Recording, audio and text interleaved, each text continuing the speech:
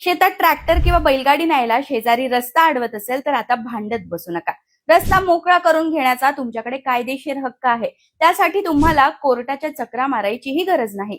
थेट तालुक्याच्या तहसीलदार कचेरीत जा. तिथे मामलतदार न्यायालय अधिनियम कलम 5 नुसार लेखी अर्ज करा.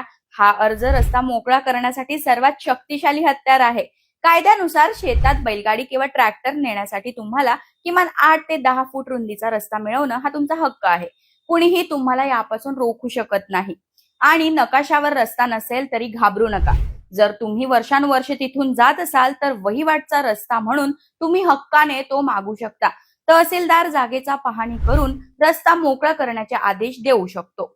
एकदा का तहसीलदारांनी आदेश दिला आणि समोरच्याने तो पाळला नाही तर त्यांच्यावर थेट फौजदारी कारवाई सुद्धा होऊ शकते. हा व्हिडिओ तुमच्या जवळच्या प्रत्येक शेतकरी बांधवाला आत्ताच शेअर करा आणि अशाच कामाच्या माहितीसाठी फॉलो करायला विसरू नका.